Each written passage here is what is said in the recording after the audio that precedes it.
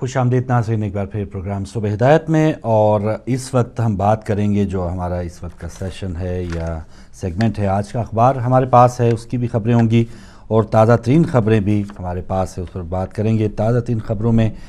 ایک پروگرام میں شرکت کی علامہ راجہ ناصر عباس صاحب نے، اور انہوں نے اس میں فرمایا کہ اسلام مقدس حقیقت کا نام ہے، طالبان اور لشکر جھنگوی کے ذریعے شریعت کا مطالبہ اسے بدنام کرنے کی کوشش ہے۔ ایک دہشت گرد ٹولے نے اپنے جرم کو چھپانے کے لیے شریعت محمدی کا ڈھونگ رچایا ہوا ہے، کیا مجرم اور قاتل شریعت نافذ کر سکتے ہیں؟ یہ انہوں نے ایک سوال پوچھا ہے پوری قوم سے اور تمام جو اس مکتبہ فکر سے، خاص طور پہ کہ جو طالبان کے حمایتی ہیں اور وہ یہ سمجھ رہے ہیں کہ طالبان کو برابر کا انہوں نے ایک سٹیٹس دیا ہے، ایک کمیٹی بنائی گئی، بہت بڑے بڑے سیاستدانوں کے بھی نام جو ہیں وہ مصالحتی کمیٹی میں آئے، طالبان کی طرف سے بہت سے صحافیوں کے نام آئے، بہت سے لوگ اس سے کٹ گئے، اپنی لا تعلقی کا اظہار کیا ہے، کچھ نے معذوری کا اظہار کیا ہے، کچھ نے کہ بالکل ان کے چہرے عیاں ہو گئے۔ بہت سے سیاستدان، خاص طور پہ عمران خان صاحب جو ہیں، وہ ابھی تک اس کے بعد ان کا کوئی بیان کسی ٹی وی شو میں ہم نے انہیں نہیں دیکھا کہ جب سے طالبان نے انہیں اپنی ثالثی کمیٹی کے لیے نام دیا تھا یا منتخب کیا تھا، تو اس کے بعد سے کیونکہ بہت سے ایسے سوالات بھی ہوں گے، بہت سا ایسا طبقہ عمران خان سے اس لیے بھی راغب تھا یا محبت کرتا تھا کہ وہ طالبان سے اس قسم کی سوچ سے ذرا دور تھے، بظاہر دور تھے لیکن اندر سے وہ بہت کتنا نزدیک تھے۔ یہ ان حالات میں پتہ چلا ہے کہ بہت سے صحافی، انصار عباسی، عوریہ مقبول جان کے بھی نام آئے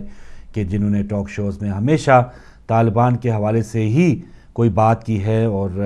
اتنے بڑے بڑے دھماکے ہوئے، سانے ہوئے، ان صحافیوں کی زبان سے اور ان سیاستدانوں کی زبان سے ہم نے ایک لفظ بھی نہیں سنا۔ لیکن مجلس وحدت مسلمین کے جو رہنما ہیں علامہ راجہ ناصر عباس صاحب کا یہ کہنا بالکل حقیقت ہے کہ اسلام جو ہے وہ اپنے اخلاق کی بنیاد پہ اور بہتری جو ایک تبلیغ کا ایک طریقہ کار ہے، اس حوالے سے ہم سب واقف ہیں کہ اسلام کس انداز سے پھیلا ہے، اور طالبان یہ کوڑے مارنا، ڈنڈے مارنا، گردنیں جو ہے اتار کے اور پھر سروں کے ساتھ فٹ بال کھیلنا، کیا یہ انسانیت ہے؟ یا کیا یہ مسلمانوں کو آگے ریپرزینٹ کریں گے؟ ایک ایسا ٹولہ ہے، یہ ان کا اسلام سے کیا ان کا انسانیت سے کوئی واسطہ نہیں ہے؟ تو پھر ان کے لیے مذاکرات پہ مذاکرات، کمیٹیاں بنائی جا رہی ہیں، اور مولانا سمیع الحق صاحب نے آج بھی چودھری نثار سے رابطہ کیا کہ اب جو ہے روزانہ کی بنیاد پہ یہ مذاکرات کی بات ہوگی۔ کل ایک اور مطالبہ سننے کو ملا کہ طالبان نے اپنے جو نمائندہ ہیں ان کو اس مذاکرات میں شامل کرنے کے لیے حکومت سے ایک ہیلی کاپٹر مانگ لیا ہے۔ یہ ہیلی کاپٹر تو الگ بات ہے، پھر اور جو 12-14 نکات بھی طالبان نے دیے ہیں کہ شریعت کا نفاذ ہوگا، اور یہ تمام جو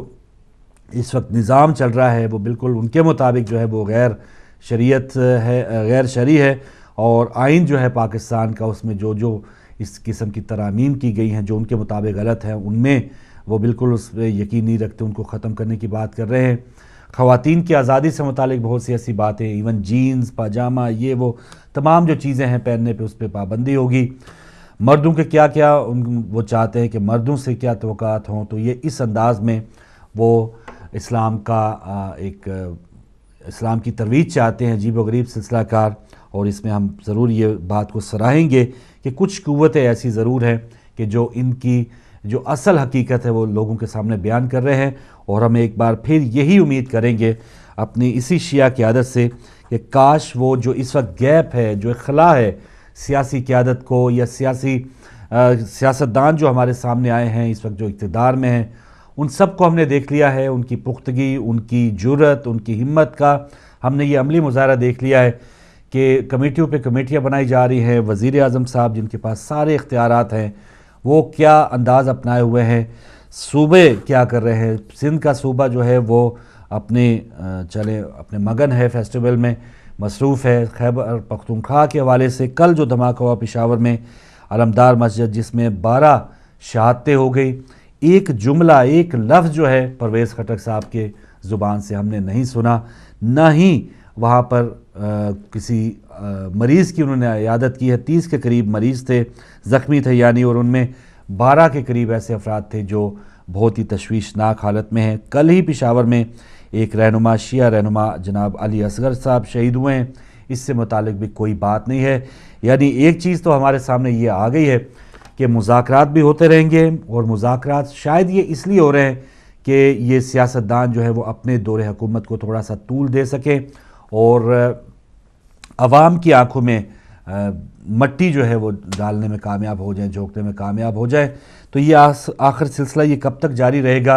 اور یہ کب تک عوام کو اسی قسم کا دھوکہ دیتے رہیں گے؟ یہ عوام کو اب جاگنے کا وقت ہے. عوام اب ادھر ادھر ضرور دیکھ رہی ہے کہ جو سیاستدان جن سے وہ نا امید ہو گئے، اب مذہبی سیاسی قیادت جو ہے ہماری اور شیعہ مومنین، جو اگر اس وقت 5 کروڑ مومنین پاکستان میں موجود ہیں، اگر یہ باغ دوڑ بلکہ 5 کروڑ میں سے 5 لاکھ افراد، آدھی ملین آبادی جو ہے ہماری، اس میں سے چند لوگ کھڑے ہوں اور پھر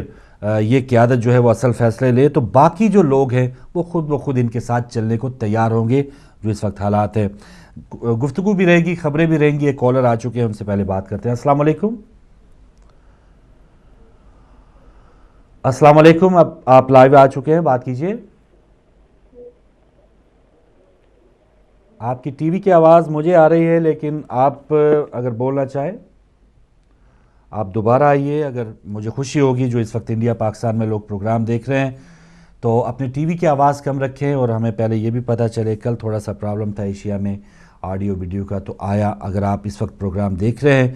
تو اگر آپ تک نشریات صحیح پہنچے تو ضرور یہ بھی بتائیے. اور جو ابھی ہمارے کوئی بھائی یا بہن تھے ان سے گزارش ہے کہ اپنی ٹی وی کی آواز کم رکھیں. کچھ مسائل یہاں پر جیسے آغاز میں نے بات کی، معذرت بھی چاہوں گا اپنے یو کے ناظرین ہدایت فیملی ممبرز کو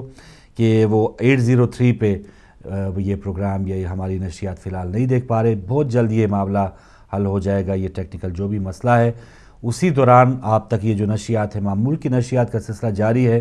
جادو ٹی وی پہ، ایشیا سیٹ پہ، اور اس کے علاوہ انٹرنیٹ پہ، موبائل پہ ہدایت ٹی وی دستیاب ہے. آپ ضرور یہ بتائیے جس انداز میں بھی آپ دیکھ رہے ہیں.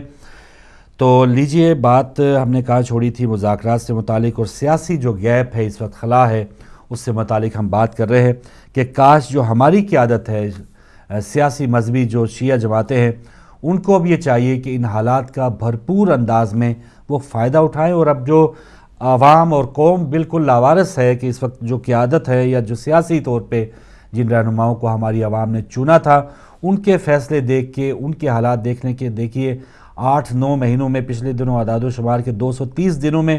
217 حملے ہوئے. جب سے میاں نواز شریف صاحب نے 5 جون سے انہوں نے حلف اٹھایا، اور اس کے بعد سے 230 دنوں میں 217 خودکش اور دھماکے اس قسم کے حملے ہوئے، جس میں سینکڑوں افراد شہید ہو چکے ہیں.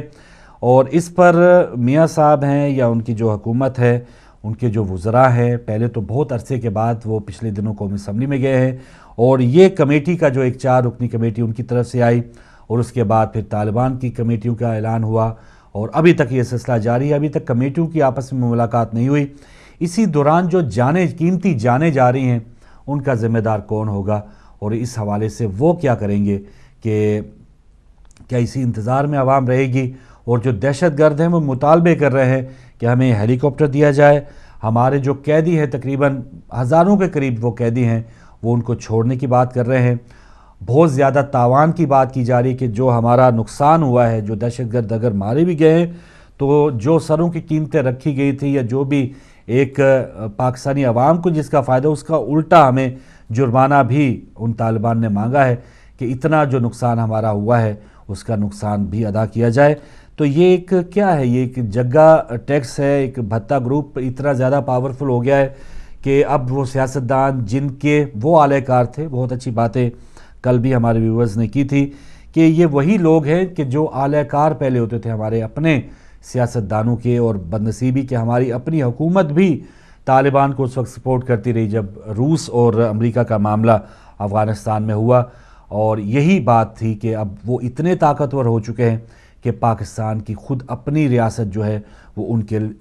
ہاتھ پہ اور ان کے نظر و کرم پہ موجود ہے. لیکن یہ اتنی زیادہ کمزوری جو دکھائی جا رہی ہے، حقیقت میں وہ کمزوری ہے نہیں. لیکن ہمارے سیاستدان جو ہیں وہ اسی انداز میں اگر فیصلے کرتے رہے تو وہ وقت بھی دور نہیں ہے کہ انہی سیاستدانوں سے پہلے عوام چھٹکارا حاصل کرے. اور بہترین مظاہرے ہم نے دیکھے ہیں ماہ محرم سفر میں، جب بہت سی دھمکیاں تھیں. یہی لوگ جو مولانا سمیع الحق صاحب ہیں، یہ وہی شخصیت ہے کہ جنہوں نے پھر آ کے راولپنڈی جو سانحہ ہوا اس میں جو ہلاکتیں ہوئیں انہی لوگوں کے جنازے بھی پڑے، اور وہ جو میتیں تھیں وہ دور دراز علاقوں میں اور راولپنڈی کے رہائشی لوگ نہیں تھے۔ تو اس سے آپ اندازہ لگا لیں کہ ایسے لوگوں کے اعلی کار جو موجود ہوتے ہیں وہ شہروں تک پہنچ چکے ہیں۔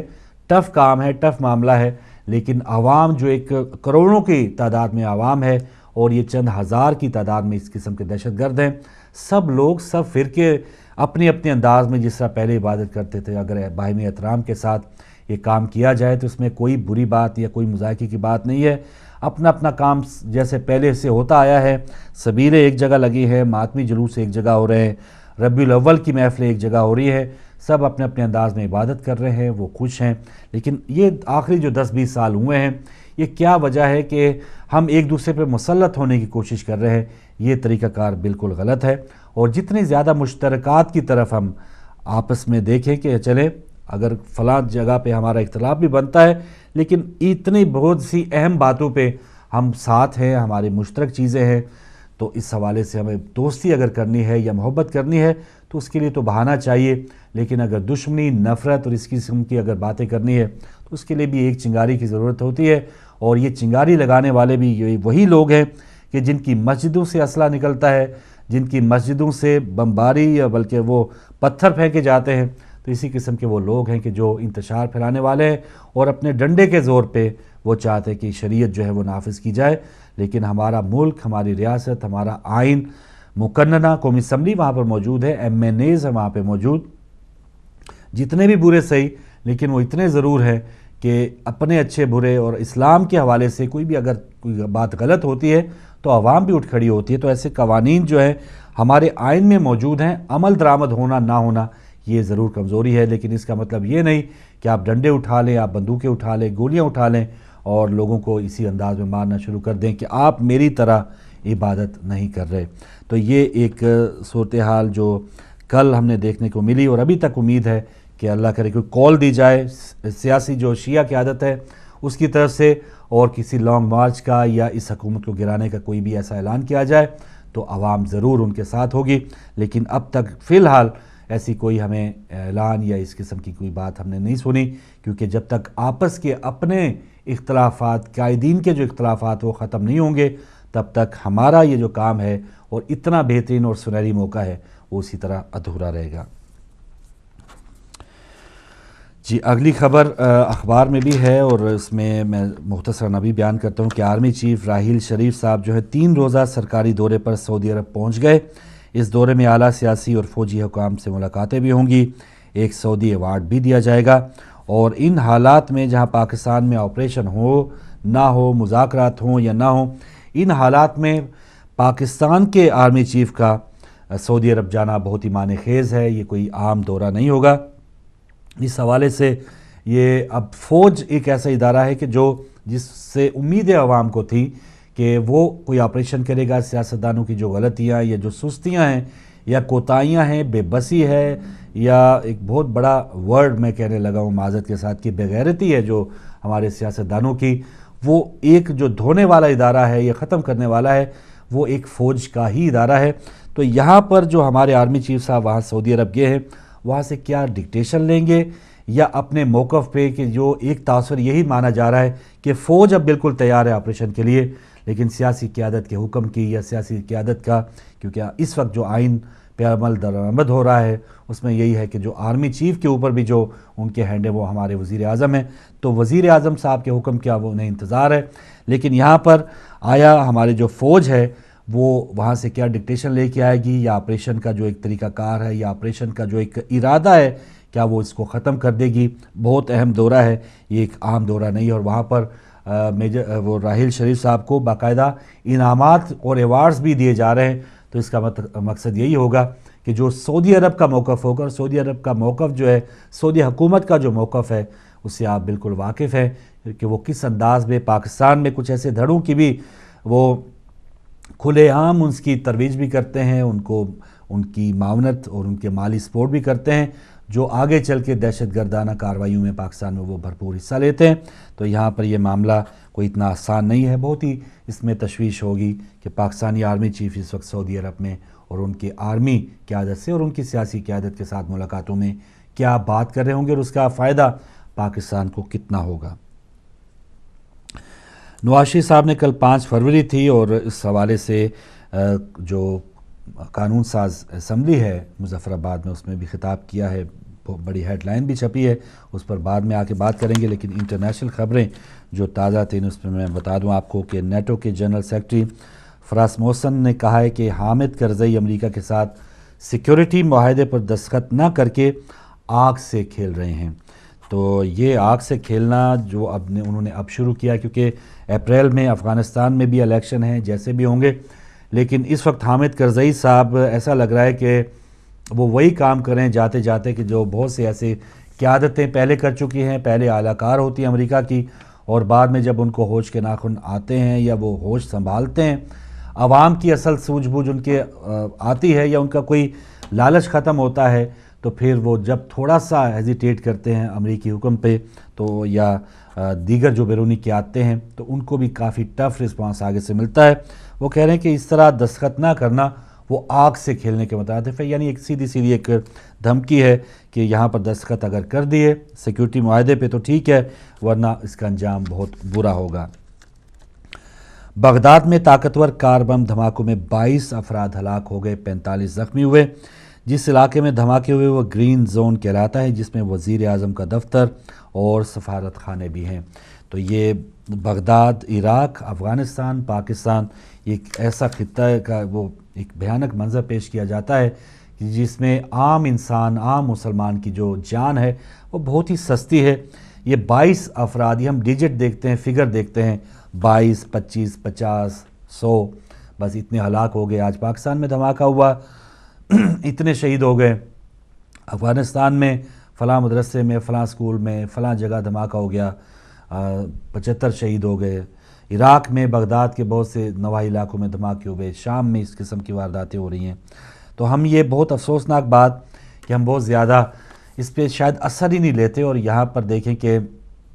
ایک بھی اگر کوئی سانحہ یا ایک بھی اگر کوئی بندہ قتل ہوتا ہے اس کو باقاعدہ سٹینڈ لیا جاتا ہے، اسمبلی تک میں اس پر بات ہوتی ہے، پرائم منسٹر اس کے جواب دہ ہوتے ہیں، لیکن یہاں پر سینکڑوں افراد اب تک جان بحق ہو چکے۔ 90s سے جب سے امریکہ وہاں پر عراق میں وارد ہوا تب تک یہ سلسلہ جاری ہے، لیکن ہزاروں لاکھوں لوگوں کے مارے جانے کے بعد بھی یہاں کے حالات سدھر نہیں رہے۔ افواج واپس جا رہی ہیں افغانستان سے، انہوں نے کیا اچیو کیا ہے یہ بھی ہم سب کے سامنے، کہ الٹا بجائے کہ ان حالات کو سنبھالنے کے وہ بالکل ادھورا چھیڑ چھاڑ کے وہ چلے گئے ہیں، اور وہاں پر اور زیادہ اس قسم کی تقریبی کارروائیاں زیادہ شدت کے ساتھ وہ جاری ہیں۔ تو یہ بھی افسوسناک بات ہے بغداد میں دھماکے کی۔ شمالی اور جنوبی کوریا کے مابین بچھڑے خاندانوں کو دوبارہ ملانے پر اتفاق ہوا ہے، اور شمالی کوریا، جنوبی کوریا بہت ہی زیادہ ان میں آپس میں کشیدگی پائی جاتی رہی ہے، اور 1950 سے 53 کی جنگ میں بہت سے خاندان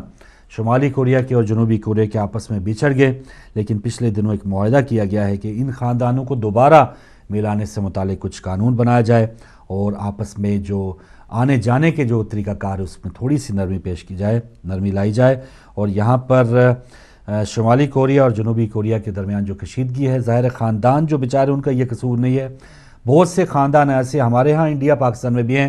کہ ان کا آپس میں اگر جدائی ہوئی ہے، کچھ لوگ ہجرت کر کے پاکستان آ گئے، کچھ پاکستان سے لوگ انڈیا وہاں پر 47 میں گئے، لیکن پاکستان اور انڈین حکومت کے مابین جو کشیدگی، جنگیں، یہ تمام جو سلسلہ جاری رہا، نقصان ان خاندانوں کا ہوا۔ کبھی اگر حکومت کوئی بھی اگر آئی ہے، شدت آئی ہے، بارڈر بند ہو گئے ہیں، آنا جانا بند ہو گیا ہے، حکومتیں جو ہیں وہ بدل گئی ہیں یا ان کے لیے بہت سا ٹائم انتظار کرنا پڑا ہے، لیکن نقصان ان خاندانوں کا ہوا جن کے بہت سے قریبی اور خونی رشتہ دار جو ہیں وہ بارڈر کے ادھر ادھر ہیں، تو پھر ان کو بھی یہ ضرورت ہوتی ہے کہ وہ آئیں، ملیں۔ بہت سے اب ایسے کام ہوتے ہیں کہ اب بعض اوقات نرمی ہو جاتی ہے بس سروس میں اور ٹرین سروس میں، بہت سے لوگ ملتے بھی ہیں، لیکن اب بھی اس انداز میں نرمی نہیں ہے کہ جس انداز میں ہونی چاہیے تھی۔ بہت سی چھان پھٹک کے بعد بہت سے لوگوں کو انڈین ویزا جو ہے وہ ریجیکٹ کر دیا جاتا ہے، بہت سے انڈیا سے آنے والے لوگوں کا پاکستانی ویزا ملنا بہت مشکل ہوتا ہے۔ تو اس قسم کا بھی تھوڑا سا نزدیکیاں ضرور آنی چاہیے، اور جہاں شمالی کوریا اور جنوبی کوریا کے مابین بھی کچھ اسی قسم بلکہ اس سے بھی بڑھ کے شدت کے ساتھ جو دشمنی تھی وہ ان خاندانوں کے لیے تھوڑا سا نرمی کے باعث بن رہی ہے، اور وہاں پر یہ امید کی جا رہی ہے کہ وہ جو بچھڑے خاندان تھے وہ دوبارہ ملیں گے۔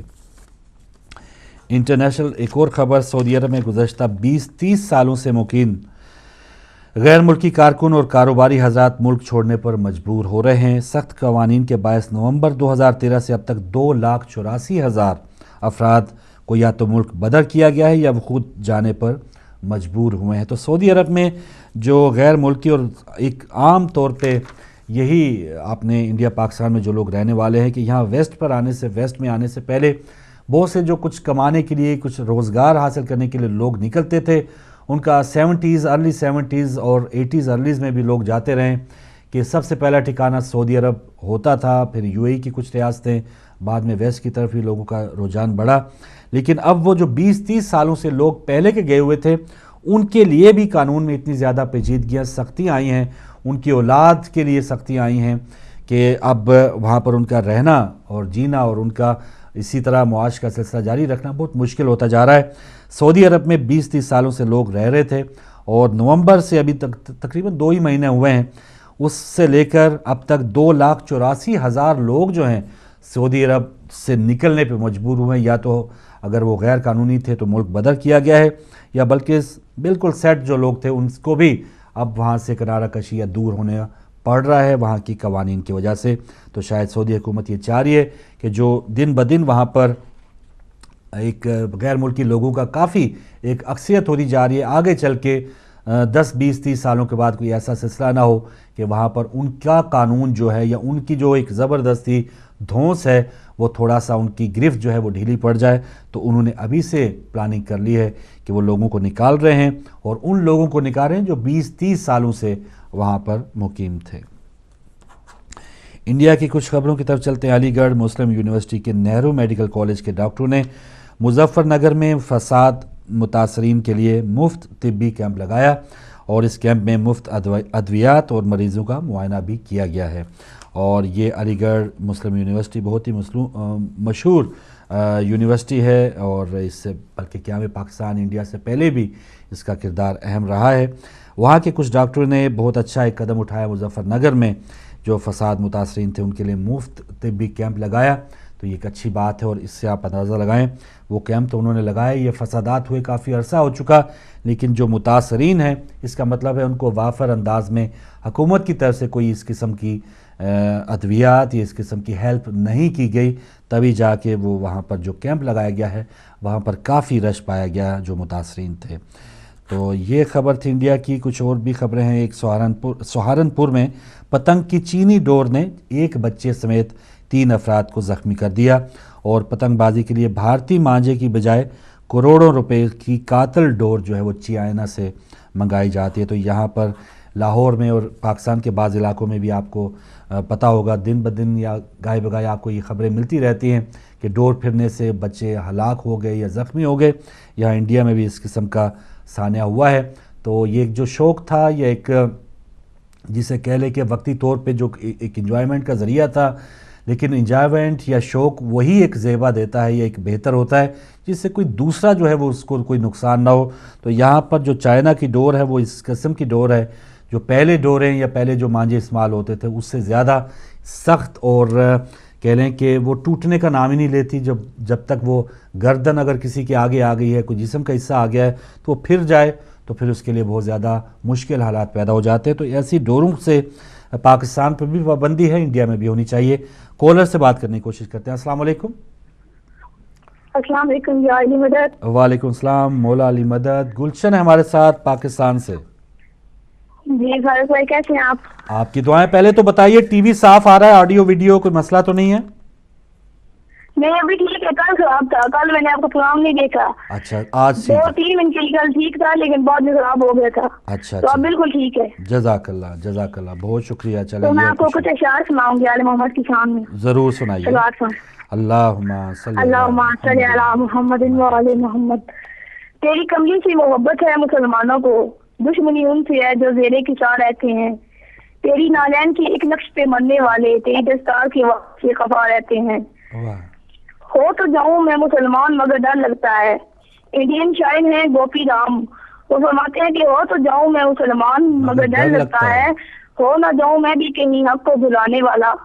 سن بھی رکھا ہے کتابوں میں بھی پڑھا ہے میں نے, ایک مسلمان ہی تھا در زارا کو جلانے والا. اور ایک اور بھائی ہے کہ جہاں جہاں اٹھی نظر حسین ہی حسین ہے, جہاں جہاں اٹھی نظر حسین ہی حسین ہے, شجر شجر ثمر ثمر حسین ہی حسین ہے. زمین سے آسمان طلب نظر گئی جہاں جہاں, دعا دعا ثمر ثمر حسین ہی حسین ہے. نبی کی پشت پاک ہو یا کربلا کی خاک ہو, غرور سجدہ جس کا سر حسین ہی حسین ہے. جو زیر تیغ لا الہ کہا تو کہہ اٹھا خدا, جس کی مجھ کو ناز وہ حسین ہی حسین ہے. کٹا کے سر لٹا کے گھر کرے جو سجدہ خاک پر, زمین پر ایسا معتبر حسین ہی حسین ہے. اور آخری شاعر ہے کہ وفا جس کا پڑھے کلمہ اسے عباس کہتے ہیں,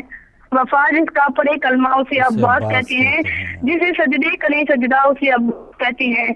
جو طاقت ہے حسین کی علی کو اس پہ ناز ہے, جسے زارا کہے بیٹا اسے عباس کہتے ہیں. اللہم صلی علی محمد و آل محمد. بہت شکریہ, دعا میں یاد رکھیے گا. اللہ حافظ. اللہ حافظ. بہت شکریہ بیٹا, جزاک اللہ. گلشن پنڈ دادن خان پاکستان سے ہمارے ساتھ تھی. چلیں یہ تو خوشی ہوئی کہ آپ کی اب نشریات صاف ہیں, آواز کا تصویر کا کوئی معاملہ نہیں ہے. اور جو اس وقت ایشیا میں پروگرام دیکھ رہے ہیں ناظرین, آپ کو بہت جگہوں پہ یا بہت موقعوں پہ بہت کم موقع ملتا ہوگا, لیکن آج کیونکہ ہمارے یو کے ناظرین ان تک نشریات نہیں جا رہی, آپ کے لیے بہترین موقع ہے کہ آپ آئیے. اور جو بھی ہمیں بہت ایسی جگہوں سے, سری نگر سے لے کے پونا تک اور بہت سے ایسے علاقوں سے کبھی کبھار کال آتی ہیں, تو آج آپ کے لیے لائنز بالکل فری ہوں گی, کھلی ہوں گی. آپ ضرور آئیے. اس وقت ہوا چاہ رہا ہے چھوٹی سی بریک کا. بریک کے بعد کچھ خبریں بھی ہیں, اور آج جو ٹاپک ہے حالات حاضرہ, ہم کہاں جا رہے ہیں, کہاں جانا چاہیے اور ہماری منزل کیا ہونی چاہیے, اس پر بات کریں گے اس چھوٹی سی بریک کے بعد.